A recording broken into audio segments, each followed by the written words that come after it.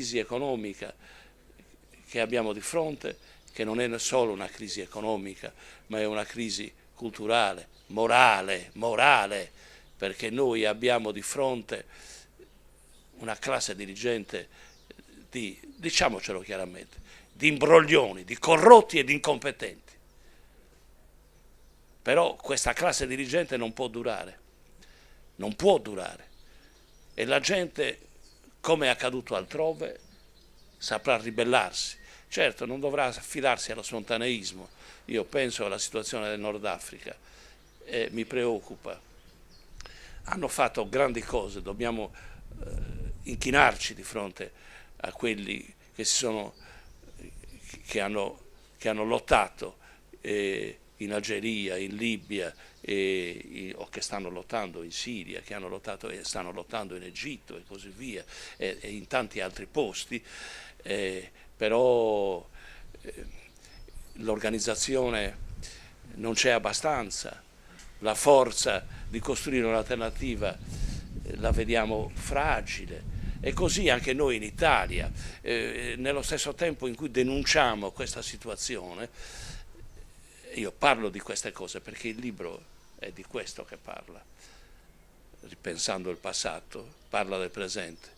Ecco, noi oggi purtroppo dobbiamo considerare che mentre c'è questa denuncia, questa consapevolezza di una situazione che non si può più tollerare, che non è più tollerabile per la corruzione, per l'imbroglio, per l'incompetenza, per i disastri che stanno combinando, nello stesso tempo però dimostriamo, dico in generale, le forze democratiche, una insufficiente coerenza di comportamenti, di condotta politica e quotidiana.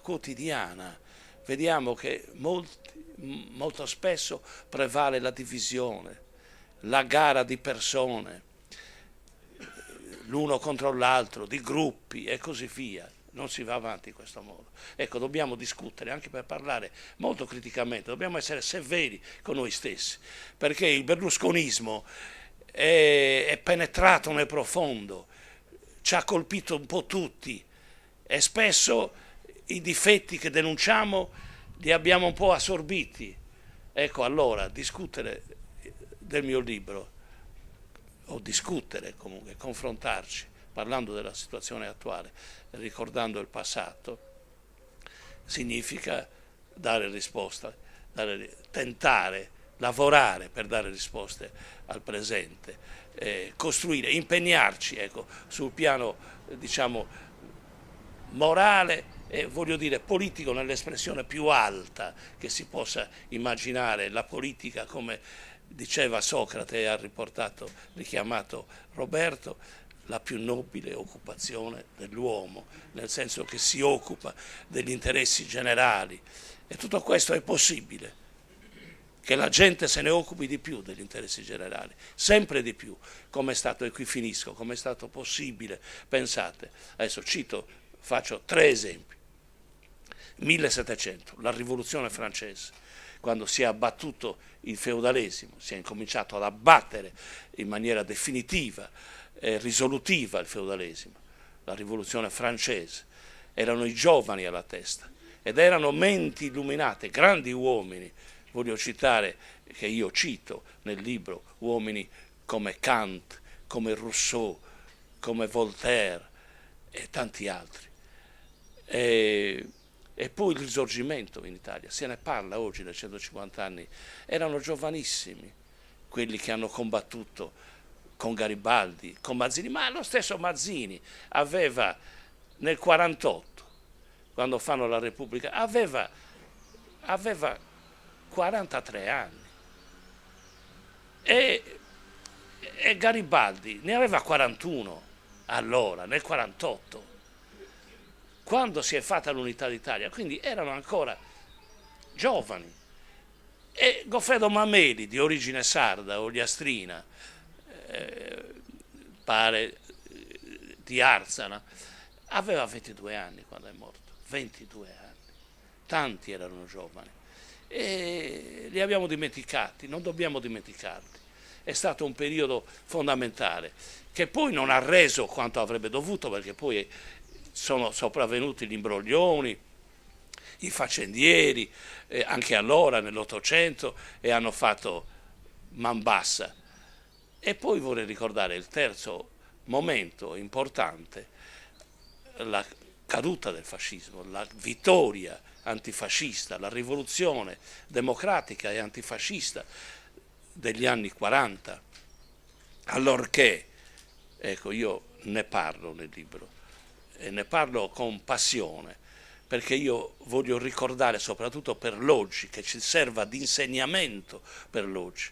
Voglio ricordare la svolta degli anni 43-44, allorché tutti i democratici, dai monarchici democratici, perché c'erano i monarchici democratici anche, agli ex fascisti, quelli che erano stati fascisti, che conquistano una visione nuova, sino a tutti gli altri, gli azionisti, i socialisti, i comunisti, le grandi masse cattoliche, quelli che avevano fatto la guerra, erano soldati e diventano partigiani, tutti si ritrovano e a loro si deve, se si è costruita un'Italia democratica con una Costituzione democratica, se le donne per la prima volta hanno votato, allora se si fa la Costituente si fa la Costituzione.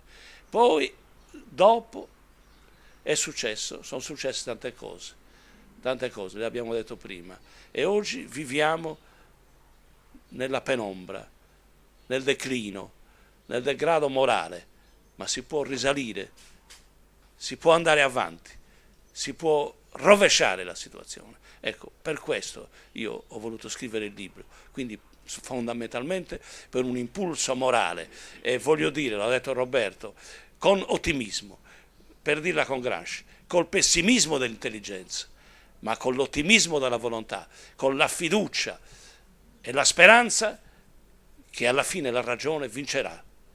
E dobbiamo avere questa fiducia, coltivarla questa fiducia, questa speranza. E sono convinto che la storia, come sempre, a fatica, con dolore, con sofferenza, ma ci farà andare avanti. Grazie.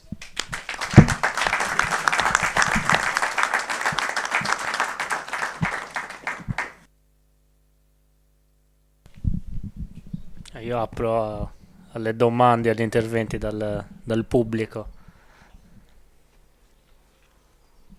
A Giampaolo Piso, che è consigliere delegato per la lingua sarda del Consiglio Comunale. Buonasera a tutti. Il primo problema che ho è quello di se parlo in sardo, se vado in italiano. A poi mesturai, visto che c'è una signora che non è sardarese, non sarda, ma poi chiaramente le spiegheremo le parti che magari in modo da non fare i maleducati, insomma.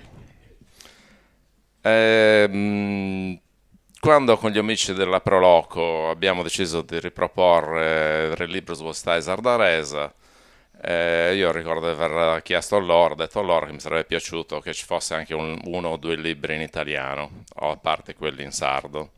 Questo perché vogliamo anche portare il messaggio chiaro che noi siamo almeno io sono, per il bilinguismo pieno, compiuto e reale, cioè l'utilizzo paritario del sardo e dell'italiano, perché dietro l'utilizzo di queste due lingue ci deve essere la pari dignità dei popoli che la parlano, quindi pari dignità del popolo sardo, pari dignità del popolo italiano, anche se anche questo è fatto da più popoli, insomma, lo sappiamo.